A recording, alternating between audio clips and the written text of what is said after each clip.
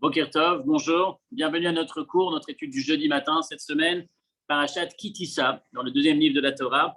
Ki Tisa, c'est cette paracha au cours de laquelle on va assister à ce terrible moment de l'histoire.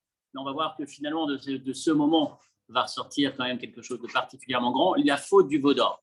Donc, on a vu les semaines précédentes, il y a eu d'abord le don de la Torah, puis ensuite, il y a eu, alors dans l'ordre chronologique, on l'a pas, il y a différents avis, si ça s'est passé. Le commandement sur la construction du temple s'est passé avant la faute, après la faute, pendant le pardon, enfin après le pardon, il y a plusieurs moments où ça a pu se passer, mais quoi qu'il en soit, cette semaine, c'est donc le passage dans la Torah qui relate la faute du veau d'or. Donc les Béné Israël, le peuple juif, qui commet d'une certaine manière presque l'irréparable, en tout cas qui va mettre Dieu dans un état où une colère, ou peut-être pas une colère, mais en tout cas un risque majeur de la destruction du peuple à ce moment-là. Je vous invite à lire dans votre texte la référence numéro 2, Shemot Lamed Bet, donc le 32e chapitre du deuxième livre de la Torah, Chumash Shemot. Vayomer Hashem el Moshe, Dieu s'adresse à Moshe à la suite de la faute du veau d'or et lui dit Ra'iti et Ha'avazé, j'ai vu ce peuple-là, Vehine, et voici Am Keshe Orefru, c'est un peuple qui a la nuque raide, il est têtu. On va beaucoup travailler dessus. Veata, et par conséquent, maintenant, Hani Khali, laisse-moi, Veyicha Rabbi Bahem, laisse-moi me mettre en colère contre eux.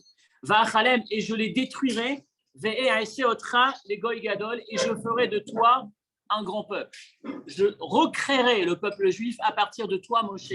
Permets-moi de les exterminer, de les détruire définitivement. Ce qu'ils ont commis est inacceptable. Rappelez-vous un peu de quoi est-ce qu'il s'agit. C'est un peu comme si on mettait ça un peu dans nos paramètres à nous. C'est pas moi qui le dis, c'est la Gemara qui le dit.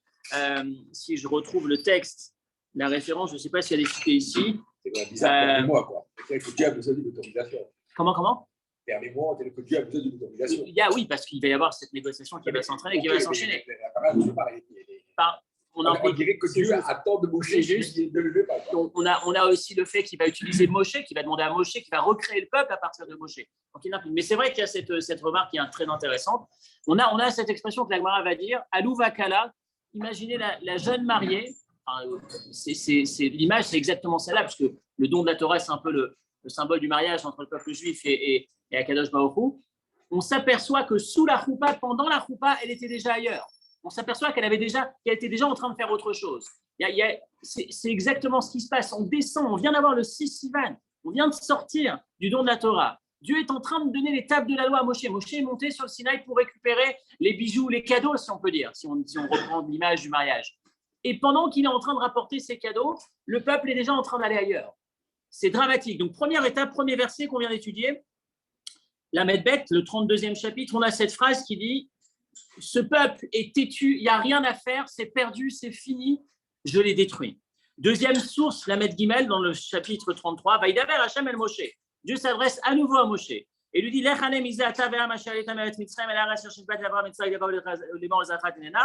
Finalement, après la négociation, Dieu va…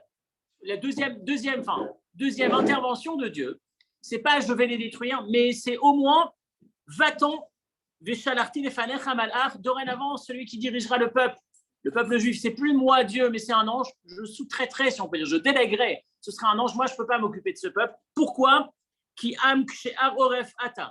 Parce que tu es un peuple qui a la nuque raide, qui est têtu, on ne peut rien faire avec toi, je ne peux pas. Donc premièrement, je te détruis, puis ensuite, c'est pas je te détruis, c'est en tout cas, je me retire, c'est un ange, mais toujours la même raison qui est évoquée. Am que chez Oref, un peuple qui a la nuque raide. Nuque raide, c'est-à-dire, on va le développer par la suite, mais il est têtu, c'est probablement un des défauts les plus importants sur Terre. Celui qui est incapable d'entendre quoi que ce soit, celui qui ne reçoit aucune critique, qui ne se remet jamais en question, qui n'entend pas ce que les autres disent, il reste têtu, enfermé, la tête dans le mur, dans sa position. C'est vraiment le profil sur lequel on pourrait dire il n'y a plus d'espoir, d'une certaine manière. Un peu comme si quand on parlait, il y a quelques semaines, on parlait des couples, on en parlait à l'instant avant de commencer le cours. Une des qualités qui permet justement de matcher, si on peut dire, dans différents types de relations, presque tout le monde avec presque tout le monde, c'est dès qu'on est capable d'avoir un peu d'empathie, d'écouter, de laisser un peu d'espace à l'autre. Dès qu'il n'y a que moi qui occupe l'espace, je suis en plein, et qu'il n'y a que moi et mon avis, et que je ne change pas, que je n'écoute rien, c'est effectivement la situation, la relation la plus vouée à échouer. Aucune chance que ça fonctionne. Et c'est ce que Dieu dit à 2 reprises. On va voir qu'il y a une 3e reprise. Et mort el Bene Israël atam kesheoref. Dieu s'adresse à Moshe et lui dit, dis au peuple juif, tu es un peuple kesheoref qui a la nuque raide, têtu, il n'y a rien à faire. À nouveau, vous voulez une feuille, si vous voulez? Rega echad ele bikebecha v'keleticha. Je te demande de retirer, je risque de te détruire, je te demande de retirer les couronnes, cet ornement que les anges ont apporté au peuple juif lorsqu'ils ont dit Naaseh venishma, nous ferons et nous comprendrons, c'est fini, on retire tout ça. Et puis Moshe, tu vas te retirer du peuple, tu vas te positionner à l'extérieur et c'est ce qui va se passer. Celui qui veut rencontrer Dieu ou parler avec Moshe, ou en tout cas se rapprocher de Dieu, c'est à l'extérieur du camp que ça se passe, c'est plus dans le camp. On a 3 temps au moment de la sanction, si on peut dire. Avant que Moshe obtienne le pardon, il y a 3 temps. Dans ces 3 temps, on a toujours le même défaut, le même trait de caractère tordu qui est évoqué par Dieu pour justifier la sanction, Keshe Am, Keshe Oref, la nuque raide. On va voir ce que ça représente. Pardon.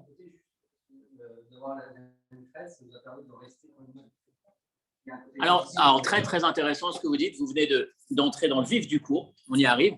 Mais avant d'y arriver, vous allez voir que pour le moment, vous connaissez le style, la structure du cours, on commence par la difficulté. Pour le moment, on constate qu'à 3 reprises, on a ce Keshe Oref qui est évoqué par Dieu lui-même comme le défaut majeur qui déclenche la sanction la plus importante. On n'en peut plus. Il n'y a plus d'espoir avec vous. En gros, Keshe Oref, ce serait l'obstacle numéro 1 à la Teshuvah. Quand on fait une vidéo et quand on demande pardon tous les matins, quand on expose nos fautes, la première chose qu'on dit, c'est qui en anu panim ou Keshe Oref. Nous n'avons pas Keshe Oref. Nous n'avons pas ce culot et nous n'avons pas cette nuque raide. Nous ne sommes pas têtus à ce point. Autrement dit, la clé de la Teshuvah, si je veux accepter, envisager une réparation, une amélioration, un changement, le point de départ, c'est d'être capable d'entendre autre chose que de rester et ne pas rester figé sur mes positions. Si je suis figé et Keshe Oref, il n'y a aucune chance que je m'en sorte. Les traductions de Keshe Oref, vous allez voir, il y en a 2. La première, c'est le Sforno, vous l'avez dans la référence qui suit. Il dit Keshe Oref, il a la nuque bloquée. Donc, quand quelqu'un vient et lui dit quelque chose, il ne peut pas se retourner pour dire « t'as raison ». Il reste dans son truc, il reste dans son chemin.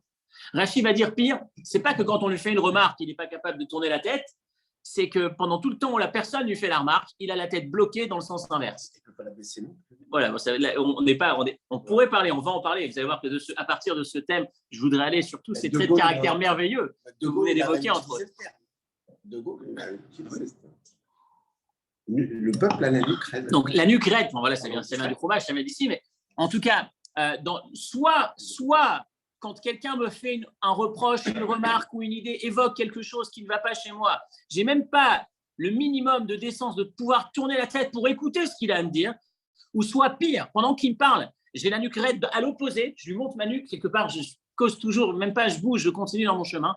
Dans tous les cas, Keshe Oref, c'est ce défaut majeur.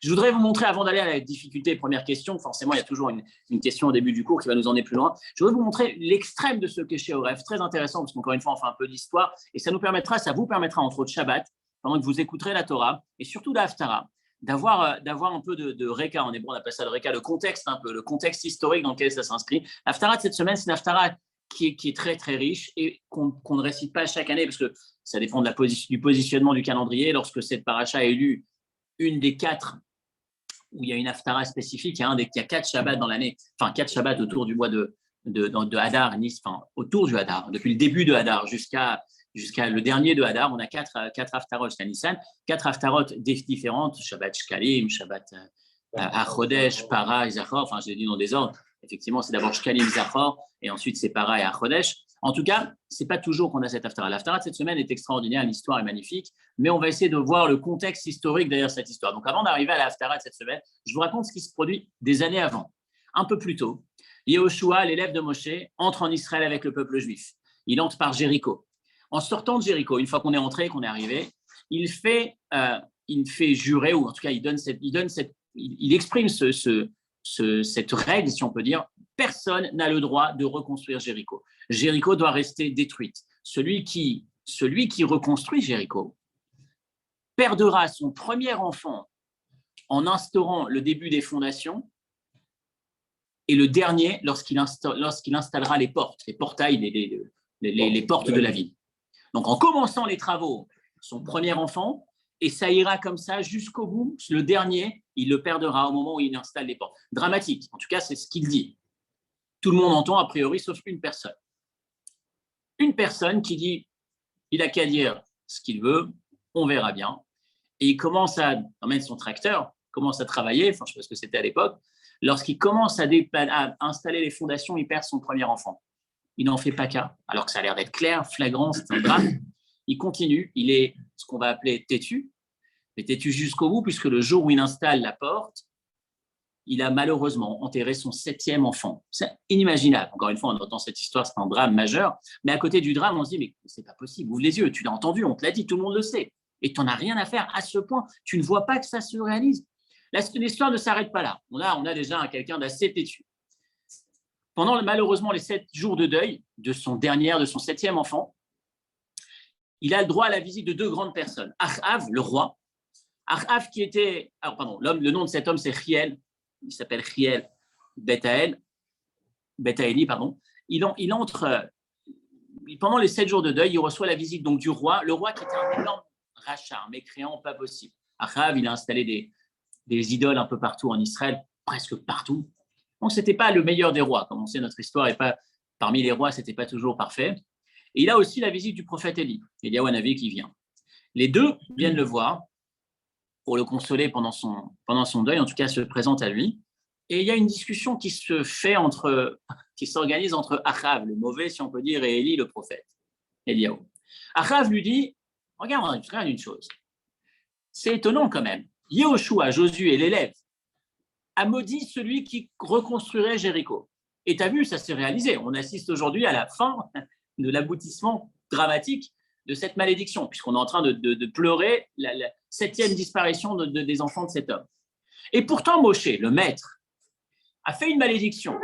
Dans la Torah, c'est écrit aussi dans le schéma, si vous ne respectez pas la parole de Dieu, Dieu va se mettre en colère, les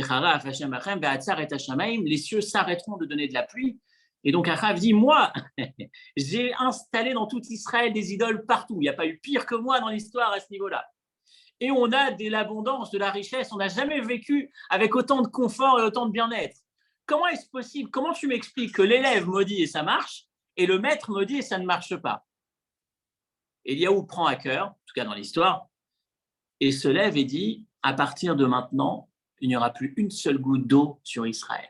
Tu verras, tu viens de toucher à Moshe, je ne vais pas laisser Moshe comme ça. Et pendant 3 ans, à partir de cet instant, pas une goutte d'eau sur Israël. Le peuple juif dans une famine terrible. Et à ce moment-là, Dieu intervient auprès d'Eliyahu Hanavi, lui dit, écoute, je respecte ta parole, un peu comme le Moshe tout à l'heure, je respecte ta parole, mais j'aime mes enfants finalement. Il faut faire quelque chose. On ne peut pas laisser, tu ne vas pas laisser ta parole, et retire ta parole pour qu'on puisse se renvoyer un peu d'eau. Regarde ce qu'on va faire. Et là, on arrive à la Haftarah de cette semaine. Au lieu de laisser un peu, je comprends que tu sois contrarié, et enfin, à juste titre, que le peuple est tellement envoyé balader, rejeter totalement la parole de Moshe, etc., avec ses idoles. À l'époque, c'était les idoles du Baal. Il lui dit, regarde ce qu'on va faire. Fais quelque chose. Trouve une solution pour, une fois pour toutes, déterminer, emmener le peuple vers dans le bon chemin. Comme ça, on peut refaire tomber de la pluie. Et là se trouve la paracha de la Haftarah de cette semaine, où ils vont se retrouver avec ce qu'on appelle le test du sacrifice, où ils vont avoir d'un côté le Baal, les idolâtres et 450 de leurs prophètes d'un côté, de l'autre côté Eliyahu Hanavi, le prophète Élie tout seul. Les deux doivent installer un autel sur lequel on va faire un sacrifice.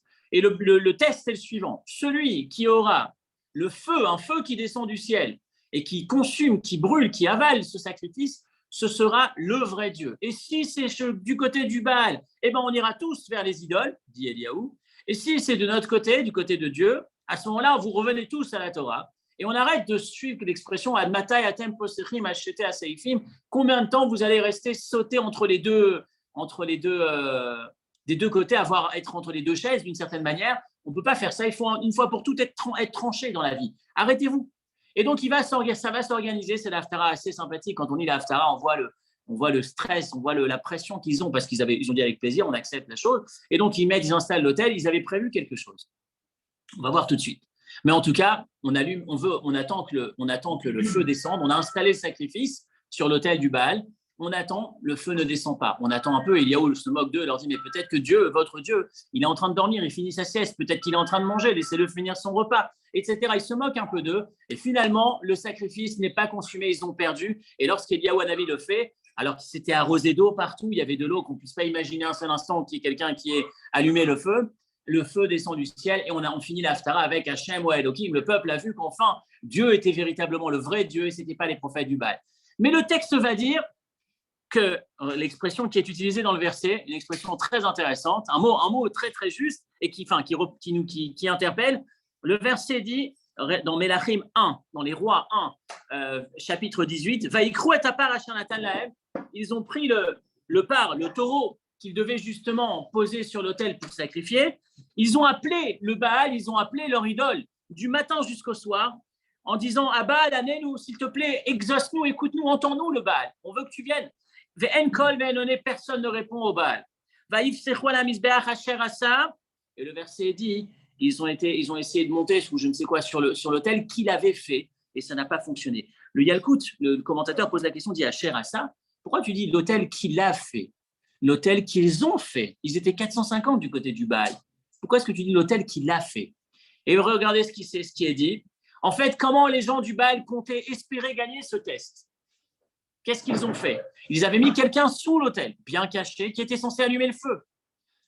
Et cet homme a été mordu par un serpent et n'a pas pu allumer le feu. Donc il l'appelait, allô, le Baal, allume le feu, Baal, descends. Mais finalement, c'était cet homme à qui il demandait, mais il ne pouvait pas répondre, il était mort. Qui était cet homme qui était sous l'autel, en train de chercher à allumer le feu? Le Midrash va nous dire, Riel, Beit Eli, l'homme qui a perdu ses 7 enfants parce qu'il a enfreint la parole. Il a subi la malédiction de Yoshua. C'est impensable. Un homme, quand on parle de têtu, il n'y a pas pire. Combien est-ce qu'on peut tomber bas quand on est totalement enfermé dans sa vue? Tu l'as vu 1 fois, 2 fois, 3 fois, 7 fois avec tes enfants. Et tu te dis maintenant, je vais me mettre sous l'autel pour à nouveau jouer de Dieu. Dieu n'existe pas, c'est le Baal qui existe. Comment un homme peut faire une chose pareille? C'était cette petite parenthèse que je voulais voir avec vous, historique. Ça nous permet de revoir un peu l'Haftara de cette semaine sous un angle différent, avec un peu plus de suspense, un peu plus d'histoire. Mais derrière tout ça se cache ce défaut majeur, probablement un des pires défauts, que chez Oref, d'avoir la nuque raide et d'être têtu. Voilà l'extrême, si on peut dire, du personnage qui est têtu. On le voit dans cette histoire. Et revenons maintenant à notre texte. Et la question, avant d'arriver à votre réflexion. Donc, à 3 reprises, Dieu dit « Je vais punir le peuple parce qu'il a ce défaut majeur, irréparable, perdu, aucune chance de le récupérer. Il est têtu. » Et là, on arrive au moment où Moshe intervient pour obtenir le pardon. Et là, vous connaissez probablement par cœur la phrase, référence numéro 3. « Vayomer imna matzatichem beinecha Hashem » Moshe s'adresse à Dieu et lui dit « S'il te plaît, si j'ai trouvé grâce à tes yeux, reviens parmi nous. Oublie tout ce que tu as dit, détruire le peuple, retirer ses couronnes, que Dieu s'en aille et que ce soit qu'un ange qui les dirige, reviens parmi nous. S'il te plaît, vous savez pourquoi? Quelle est la raison numéro 1, la plus importante, le joker le plus important que Moshe va évoquer pour que Dieu pardonne au peuple? Logiquement, on aurait imaginé, c'est les enfants d'Abraham, Yitzhak et Yaakov, leurs ancêtres étaient des grands. On aurait pu imaginer, ils ont un mérite, ils ont un autre mérite. Le seul élément que Moshe va dire, c'est Kiam Kesheorefu, parce que c'est un peuple qui a la nuque raide. Et donc il faut que tu leur pardonnes. Et là, on s'arrête. Tous les commentateurs, personne ne comprend cette phrase. Comment tu peux dire Dieu pardonne ce peuple parce que quoi? Parce qu'il a le défaut le plus important de l'histoire, qui est celui que tu as répété à 3 reprises, pour lequel tu décides de les punir. Qu'est-ce qui se passe, Moshe? Quel est l'argument que tu avances? Am que sheoref. Alors regardez, Rashi sur place, il va dire Ve'im. Rashi voit la difficulté, il dit Rashi dit, c'est pas possible d'imaginer que Moshe évoque ça comme un mérite. Rashi va dire, il faut mettre une virgule. S'il te plaît, Dieu, reviens parmi nous. Et si le peuple est trop têtu, alors pardonne, s'il te plaît. Il y a une virgule avant. C'est pas qui, car, en hébreu, normalement, qui, ça voudrait dire pardonne-leur, car ils sont têtus. Le car, Rashi ne le comprend pas. Il dit, c'est pas car, c'est et si tu trouves qu'ils sont têtus, Dieu pardonne-les. Pardonne le fait qu'ils soient têtus. Ça, c'est la première explication. Deuxième explication, Ibn Ezra, vous l'avez toujours dans la référence numéro 3, Kiam Sheoref Afalpi. Ibn Ezra, il va dire, pardonne-leur malgré le fait qu'il soit têtu. Afalpi, parce que c'est incompréhensible, car comment tu peux dire pardonner parce qu'ils sont, c'est pas possible. Et enfin, Nachmanides va dire, Kiam Ksheoref, lui va dire, Kipshuto au niveau du sens simple, il dit Dieu, ils sont tellement têtus, tu peux pas envoyer un ange, il n'y a que toi qui peux gérer. Pardonne, reviens, ne laisse pas un ange s'occuper de ça, il est têtu ce peuple. Si tu ne viens pas, personne ne pourra s'en occuper. Ça, c'est les 3 éléments de réponse qu'on peut avoir dans ce texte. Ils ne sont pas des vraies réponses. Pourquoi ils ne sont pas des réponses? Ça nous permet de lire le texte. Et quand on lit le texte simplement, et on dit, Moshe implore Dieu, s'il te plaît, pardonne au peuple car il est têtu, on se pose la question, Moshe, comment tu peux ramener, imaginez-vous le plaidoyer, l'avocat qui veut défendre son client en utilisant l'élément le plus fort de l'accusation, en le mettant en avant. Mais tais-toi, fais-toi petit, oublie ce détail, passe en tour, présente tous les arguments de défense que tu veux avancer, et fais en sorte que cet argument ne revienne surtout pas à la surface. Et là, Moshe, il est celui qui ramène le point. Il dit, pardonnez, la première chose qu'il dit, car ils sont Kesheoref, ils ont la nucrède, ils sont têtus. Comment est-ce que Moshe rapporte cet élément? À ce moment-là, voilà notre question du jour. Comme d'habitude, le modèle du cours, c'est on essaye de voir dans la paracha un élément qui pourrait, un sujet au hasard, un sujet d'il y a 3000 ans, 3333 ans précisément, et on essaye de se dire qu'est-ce que ce texte aujourd'hui pour moi? Et généralement, pour arriver à ça, on commence par une difficulté apparente dans le texte qui nous pousse à creuser. Et une fois qu'on a creusé, on découvre qu'il y a un impact, qu'il y a une lecture, qu'il y a un message qui est d'abord tout à fait d'actualité et particulièrement fort, beaucoup plus fort que celui qu'on lit simplement en lisant le texte, celui qu'on aperçoit en lisant le texte. Et c'est ce qu'on va essayer de faire aujourd'hui dans une dimension particulièrement forte par rapport à nous et probablement en parallèle, comme d'habitude, on bifurque un peu sur l'éducation, sur le couple. Aujourd'hui, c'est l'éducation par rapport à nos enfants. Dans la même direction, par rapport à nous, c'est un enseignement très fort. Et par rapport à nos enfants, la manière de regarder nos enfants, la manière de regarder les enfants qui ont parfois des difficultés de comportement ou des défauts de caractère, des problèmes, on appelle ça. On va voir comment est-ce qu'on peut les regarder sous un angle complètement différent. Vous avez commencé tout à l'heure à toucher un mot. On va développer, on va essayer de creuser là-dessus. Donc voilà notre question. Et je voudrais maintenant, à partir de là, avant d'apporter l'élément de réponse qui va nous emmener sur la chute, je ne sais pas si quelqu'un n'a pas mis son micro sur muet, s'il vous plaît, si quelqu'un a son micro encore allumé, s'il peut l'éteindre. Ça fait un petit bruit, merci. Et donc, avant d'arriver sur la réponse, je voudrais prendre avec vous la stratégie. Pourquoi le cours d'aujourd'hui est tellement important? Pourquoi la chute du cours est tellement centrale et essentielle? Parce que dans la première référence que vous avez sous les yeux, vous allez voir que depuis la nuit des temps, le Yetzer Hara, le fameux Yetzer Hara, le mauvais penchant, il a une arme fatale contre nous. Comment est-ce qu'il fait pour nous faire tomber? Il nous décrit un tableau catastrophique de nous-mêmes et nous dit « tu ne pourras pas t'en sortir. Ce n'est pas pour toi. » La première faute de l'histoire, vous l'avez dans la première référence, lisez bien. « Vaïtsav Hashem Elohim ala Adam » Dieu s'adresse au premier homme, Adam, et lui dit « Mikol et Tzagan Tochel » tu peux manger de tous les arbres du fruit du jardin. Je répète, tu peux manger de tous les arbres du fruit du jardin, à l'exception de ce petit arbre dans le coin, l'arbre de la connaissance. Vous avez bien entendu. Je te demande, s'il te plaît, un commandement positif presque. Va, sers-toi, prends les meilleurs fruits, les fruits de la passion, la pastèque, du melon, tout ce qui existe de bon, tu te sers à volonté, c'est pour moi, c'est gratuit, je veux que tu en profites. Bon, on s'arrête peu là-dessus, mais c'est ce qui est écrit. Il y a juste cet arbre dans le coin, tu as je ne sais combien d'espèces de fruits, celui-là, tu ne touches pas. Mais tout le reste, tu y vas à volonté. Lorsque le Nachash, le serpent qui va venir faire tomber la femme dans la faute, puis ensuite l'homme, etc., qu'est-ce qu'il va dire? Écoutez l'approche, continuez. Le verset dit, laissez-moi revoir, Bereshit 3, Ve'anachash hayarum, le serpent était rusé, etc. Vayomer el Aisha, il est parti voir la femme et lui a dit, Af ki amar Elokim lo tochlu mikol etz hagan. Bien que Dieu ait dit que vous ne devez profiter d'aucun fruit, d'aucun arbre.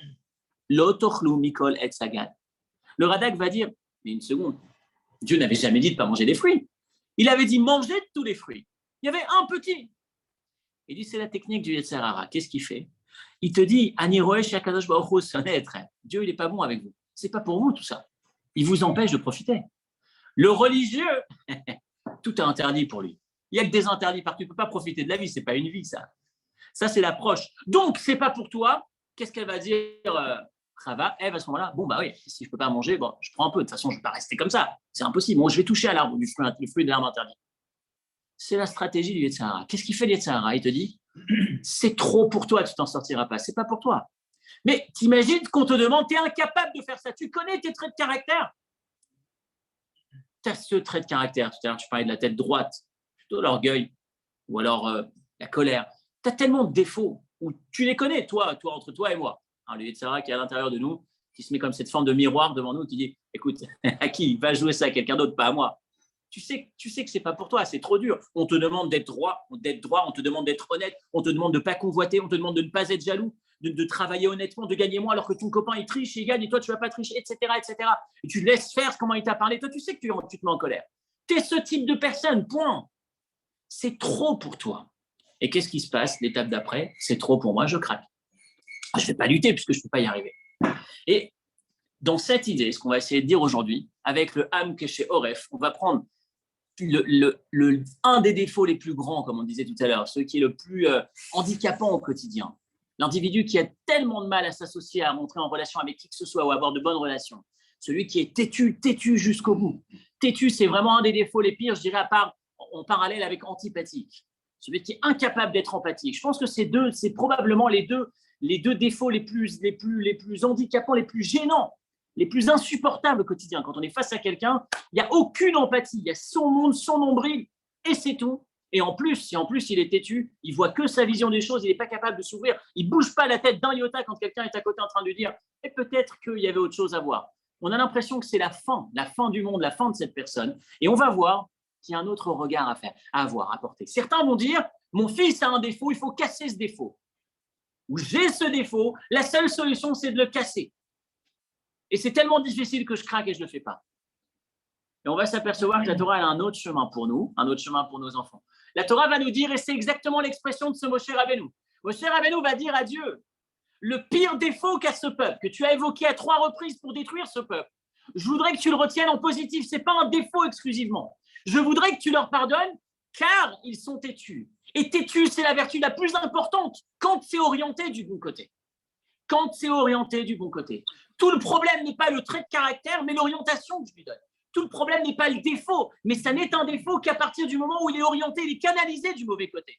Dès que je suis capable de montrer la voie, le plus grand, l'enfant qui m'a fait le plus souffrir, si on peut dire, celui qui m'a fait, avec lequel j'ai le plus de difficultés, parce qu'il avait l'air d'avoir des traits de caractère tellement difficiles, c'est probablement celui duquel je verrai la plus grande satisfaction un peu plus tard.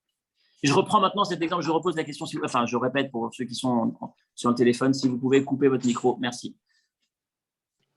Je reprends l'exemple des enfants. Quand on a un enfant qui à l'école est en difficulté de comportement, aujourd'hui il y a plein d'étiquettes, il y a plein de noms dessus. À l'époque c'était un enfant difficile ou même pas, c'était un cancre, peu importe. Aujourd'hui, on a plein de noms là-dessus, des noms les uns les plus compliqués que les autres. Tant mieux si on s'en occupe comme il faut, ça permet d'avoir l'accompagnement nécessaire. Mais quoi qu'il en soit, un enfant qu'on va trouver hyperactif, qu'on va trouver avec il a besoin, il peut pas rester, enfin peu importe ce qu'on va trouver.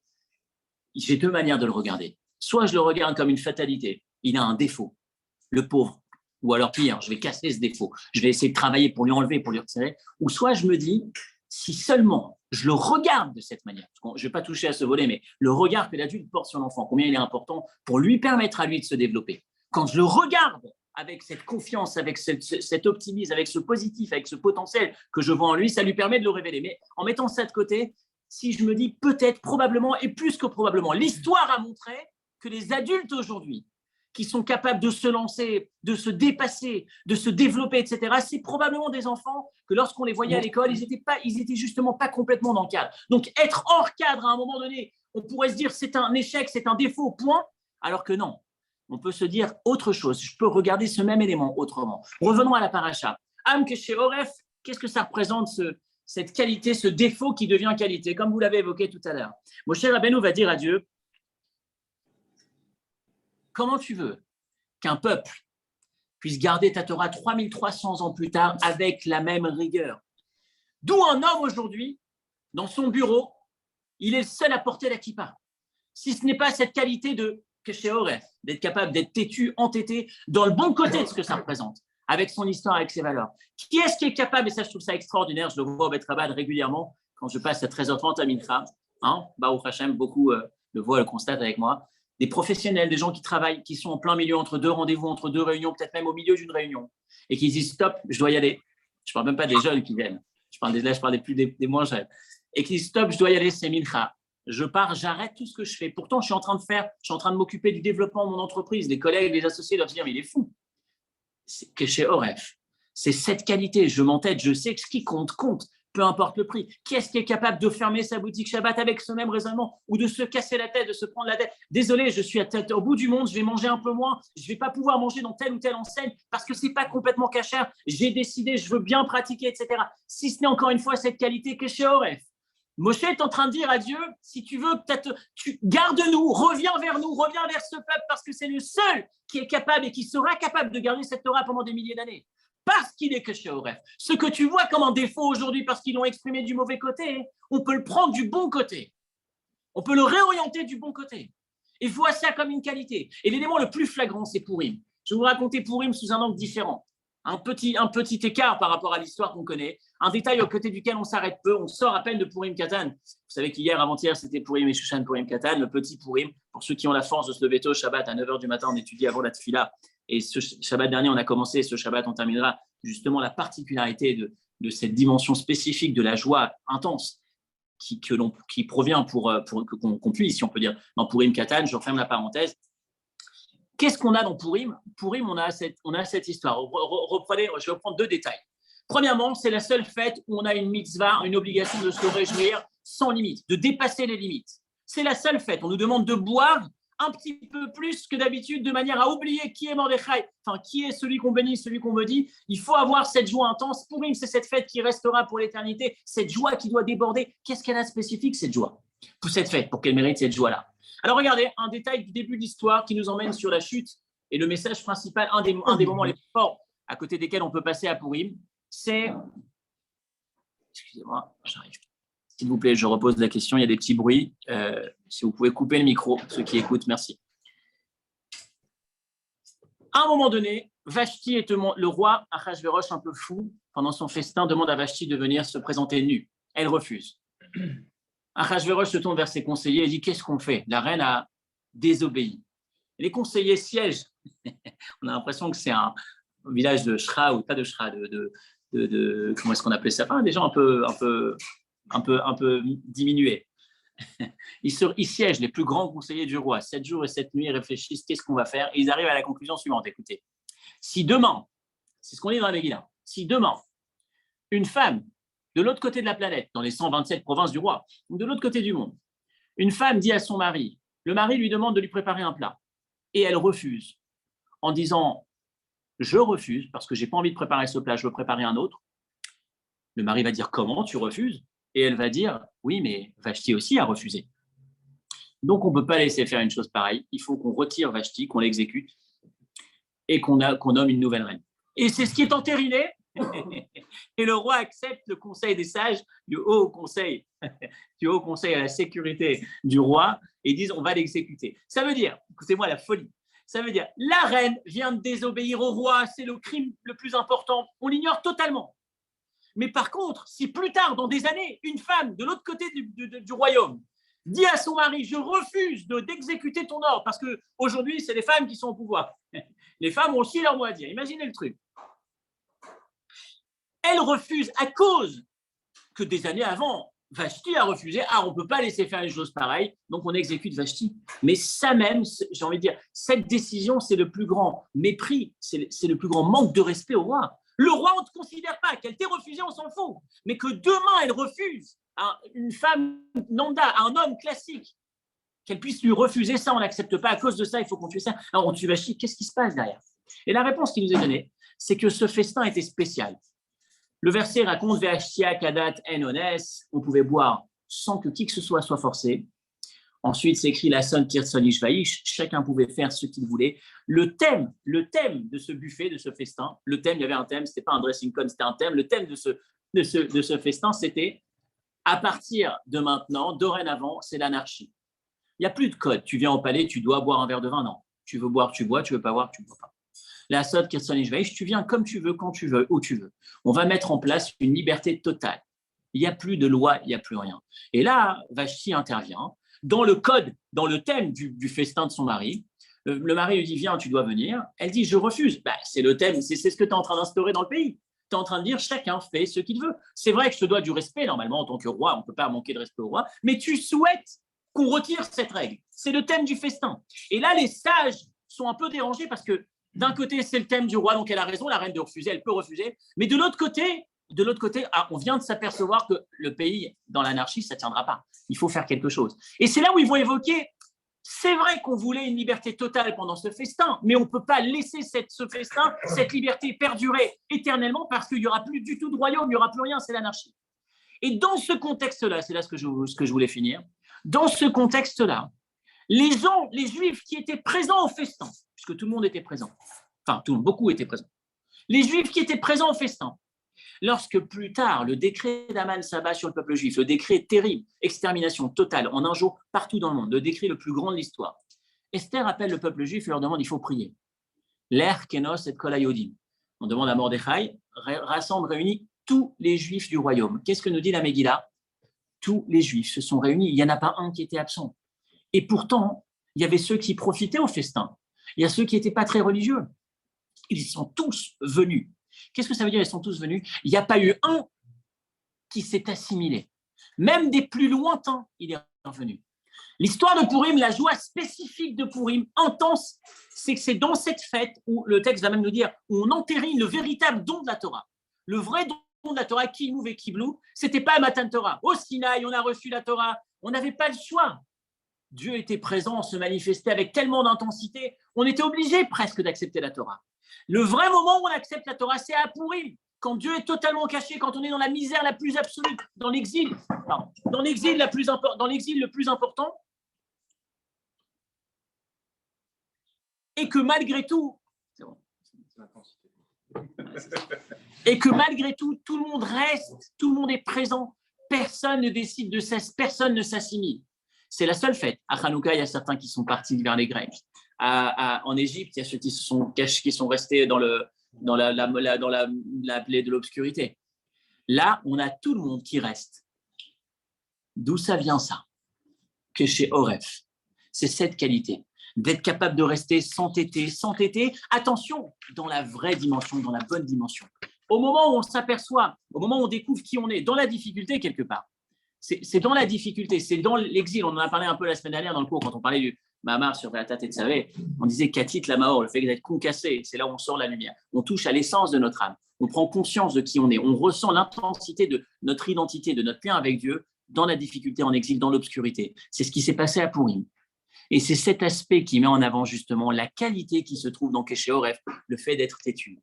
Et je voudrais vous dire à partir de là, enchaîner et conclure sur le fait que ce défaut majeur peut être regardé comme une invitation à être vécu comme la qualité principale, comme ma mission sur Terre. Mes défauts, c'est presque une fenêtre, un phare, un spot qui éclaire les éléments qui vont me permettre de réaliser ma mission spécifique. Si je sais les travailler, ça ne veut pas dire les retirer, ça ne veut pas dire casser. On ne casse rien dans la vision du judaïsme. On réoriente, on optimise, on exploite du bon côté, on cadre, on encadre.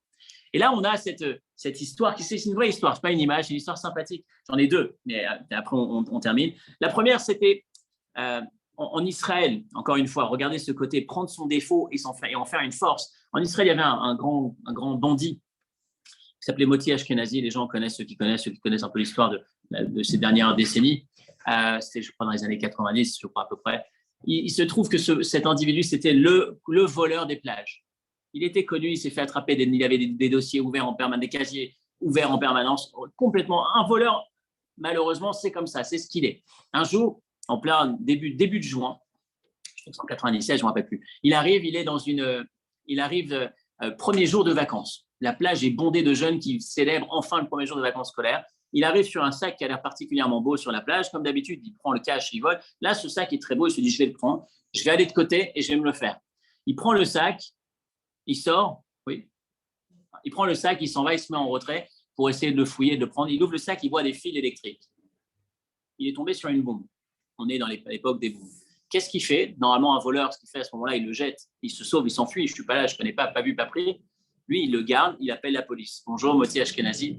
Les gars, ils disent, on te connaît, tu vas pas me la faire. Non, non, c'est sérieux. Il répète, il insiste jusqu'à ce que la police vienne, font venir l'unité de déminage. Et finalement, effectivement, ils ont désamorcé la bombe et ils ont sauvé la vie de ces jeunes, la plage qui était bondée. Premier jour de vacances, le moral qui aurait été sapé. Enfin, c'était un drame. Et la police, quand elle voit ce qu'il a fait, cet acte héroïque dans un sens, de pas peu importe son passé finalement, de s'être entêté à sauver la vie de ces gens, ils décident de faire quelque chose avec lui et ils vont le mettre en institut de réhabilitation. Il était dans la drogue en fait, il volait pour se payer. Enfin voilà, c'était un cercle infernal. Ils vont le réhabiliter, enfin le sortir de son addiction. Finalement, il va se rétablir, il va se marier, il va avoir un enfant, puis il faut qu'il gagne sa vie. Et qu'est-ce qu'il va faire quel métier on va lui donner? Il va travailler pour la police de Tel Aviv et justement à surveiller les plages. En se disant et en disant, il n'y a personne qui pourra travailler ici. Aucun voleur ne pourra travailler confortablement. Je les connais. Je suis l'auteur du manuel. Et quelque part, son défaut le plus important, il n'a pas été cassé simplement. Il n'a pas été cassé dans le sens t'es un voleur, t'es pourri dehors à la poubelle. C'est on va utiliser ce que tu considérais orienté du mauvais côté comme un défaut et on va en faire une force.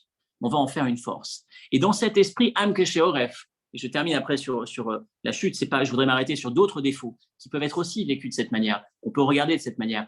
Une autre histoire très, très, très forte que j'ai lue cette semaine sur un rabbin en Israël qui visite les prisons, comme beaucoup de rabbinim visitent les prisons, les aumôniers en général. Et puis ce rabbin un jour arrive dans une prison où on lui montre du doigt d'une certaine manière un prisonnier qui est totalement isolé, qui est toujours dans sa cellule, qui ne sort pas de sa cellule, qui ne veut pas sortir, que les gens ne veulent pas voir sortir. Il est très, très violent. Il est en prison pour des faits particulièrement violents, redoutables. Donc, on est content qu'il reste dans sa cellule. Il est content, tout va bien. Et ce Rav s'inquiète, pose la question, quelle est la particularité? On lui explique. Et il va demander au garde de prison, au gardien, enfin à l'équipe des gardes, est-ce que ça ne vous dérange pas? Je voudrais quand même le rencontrer, pouvoir parler avec lui sous surveillance, enfin, qui est quelqu'un qui reste à côté en retrait, mais que je puisse m'asseoir dans sa cellule et parler avec lui. Il entre, il prend de ses nouvelles, bonjour, il se présente et l'homme est très touché de voir quelqu'un qui s'installe, qui discute, qui s'inquiète de ce qu'il a fait, ce qu'il devient, qui lui donne un peu d'importance en entrant en contact avec lui dans cette conversation. Et puis au bout d'une longue, belle conversation, le Rav lui propose, est-ce que tu veux mettre les téphilines? Est-ce que tu as mis les téphilines? Ça fait très très longtemps qu'il ne les a pas mis. Et il accepte de les mettre. Il lève sa manche.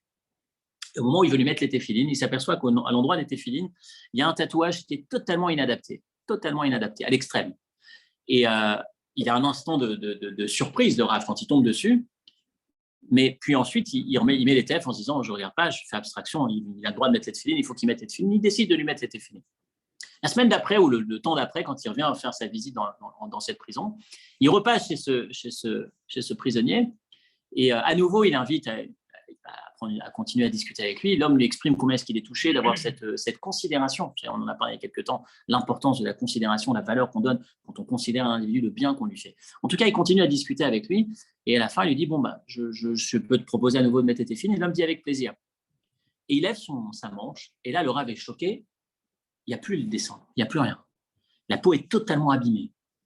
Et l'homme lui dit, je vois, vous vous interrogez. Et il lui dit, en fait, c'est quand j'ai vu, la dernière fois, vous m'avez mis des téphilines, j'ai vu que vous avez été surpris au premier instant. Et donc, j'ai passé la semaine avec du sel à frotter, gratter, jusqu'à m'arracher tout ce qu'il y avait à l'intérieur. Si ça, c'est pas, dans un sens, être têtu, s'entêter, s'investir, se dépasser, cette capacité à se dépasser, au départ, elle était totalement du mauvais côté. Et puis, il y a un réveil, il y a quelque chose qui permet de faire émerger ce qu'il a au fond de lui-même. Se regarder de cette manière. D'abord, c'est combattre l'arme ultime du Yetzirah. Le Yetzirah qui va nous dire, de toute façon, tu es perdu, tu n'arriveras jamais. Et puis d'un coup, on se dit, non. Et deuxièmement, quand on le fait avec nos enfants, quand on est capable de voir derrière leurs défauts, l'opportunité que ça représente. Ce n'est pas un défaut. Le principal défaut que tu as, c'est probablement le plus bel outil que tu possèdes, réorienté convenablement. Prenez par exemple, si on prend d'autres traits de caractère difficiles, la jalousie, le fait d'envier. Envier, c'est négatif, il n'y a pas pire qu'envier. Être jaloux, c'est ce qui détruit, c'est toutes les guerres l'origine de chaque guerre, c'est parce que je convoite, j'ai envie de toutes les disputes, tout ce qui est plus tordu, c'est la jalousie. Mais cette même jalousie, on l'a vu quand on parlait de Rachel, le texte dit Rachel a envié sa sœur qui avait des enfants et qu'elle n'en avait pas. Et on se pose la question, pourquoi le texte met en avant ce défaut, être jalouse? On n'était pas obligé de le dire. Et on a expliqué, si vous vous souvenez, il y a quelques années, ou quelques temps, que la jalousie, c'est un des plus grands moteurs qui nous pousse à agir. Tant que je regarde l'autre, sa réussite, et que je n'envie pas d'être dans sa réussite, mais d'avoir cette même réussite dans mon chemin, sans envier ce qu'il possède ou ce qu'il a, en me disant, si lui, il a réussi à aller aussi loin, je dois pouvoir aller plus loin dans ma voie, dans ce qui me concerne, dans les éléments qui sont censés me revenir, pas ce qu'il possède lui. Donc c'est ce moteur extraordinaire, ce même défaut terrible, la jalousie, c'est ce qui va nous pousser à nous dépasser dans tous les domaines, encore une fois, à partir du moment où on se débarrasse de la partie convoiterie, enfin le côté où je convoite ce que l'autre a. On va avoir la même chose si on prend être constamment avoir peur du quotidien. D'une certaine manière, celui qui a une forme je n'ai pas le mot exact, mais une forme de peur au quotidien, ça a l'air d'être paralysant, tu as peur de tout. Mais finalement, sans aller jusqu'à la phobie, mais en général, être plus ralenti par cette forme de peur, ça peut être vécu comme un défaut, mais on peut le voir de l'autre côté, on peut le voir comme celui qui va anticiper au maximum, analyser dans le détail, et qui va finalement penser à 2 fois avant de faire ce qu'il fait. Il va faire la chose d'une meilleure façon. On peut le prendre aussi pour celui qui est stressé, toujours stressé. Ça a l'air d'être un défaut terrible. Arrête, détends-toi. Mais en même temps, le stress, dans l'aspect positif, quand c'est bien encadré, quand c'est bien orienté, c'est ce qui nous pousse à faire, ce qui nous pousse à optimiser le temps, ce qui nous pousse, quand on est sur le stress, et là, c'est un moteur extraordinaire qui va nous permettre, encore une fois, de nous dépasser. Et quand on est occupé, quand on a une échéance, on perd moins le temps, on gâche moins son temps. C'est aussi une vertu. Tout dépend comment est-ce qu'on l'oriente. Et finalement, voilà ce qu'on voulait étudier, ce qu'on voulait ressortir de ce texte aujourd'hui et utiliser, comme le Rabbi dit dans un discours mémorable en 88, le Rabbi fait un discours assez difficile où il dit que finalement, pour faire venir Mashiach, c'est difficile. Il y a un texte, dans un discours en lequel il dit « j'ai tout essayé, j'ai tout donné. Maintenant, il faut que vous vous impliquiez. » C'est un discours où il y a beaucoup de force qui nous est donnée à nous, à tout un chacun, pour s'investir, pour s'impliquer, pour faire venir Mashiach. Mais il y a cette phrase dans laquelle il dit « ce qu'il nous faut aujourd'hui, c'est que des gens soient têtus. » Têtu pour demander vraiment Mashiach. Donc, pour conclure sur ce qu'on s'est dit aujourd'hui, il y a 2 pistes. Il y a d'abord le défaut le plus important traité sur lequel on s'est arrêté, c'était effectivement le fait d'être têtu. On s'est aperçu que c'est la vertu. Ça s'avère être une vertu la plus importante. C'est la seule qui permet au peuple juif d'être encore présent aujourd'hui, s'entêter sur nos valeurs, sur notre histoire, sur nos traditions, etc., etc. Et on a vu qu'il y a un parallèle entre ce défaut et l'ensemble des défauts, qui peuvent être vécus comme des défauts ou qui peuvent être vécus sans être cassés, réorientés dans la bonne direction, avec la bonne conscience, en sachant qui on est. D'un coup, on peut réutiliser ces défauts comme des vertus les plus importantes, comme des qualités, par rapport à nous et bien évidemment par rapport à nos enfants. Quand on regarde nos enfants, qui peuvent posséder certains de ces traits de caractère pour lesquels on peut se dire « mince, il y a un problème, c'est pas normal ». On les regarde comme des vertus potentielles, comme des qualités. Il suffit juste d'aider, d'accompagner, d'orienter du bon côté. Et après, c'est ce qui va faire des adultes tellement dévoués, tellement qui se dépassent tellement, parce qu'effectivement, on a su simplement les accompagner, ne pas juger dans le sens négatif, ne pas casser, mais au contraire accompagner en voyant dans ces éléments, dans ces traits de caractère, une force et pas simplement un obstacle. Shabbat Shalom et à peut-être la semaine prochaine en fonction du message que vous recevrez.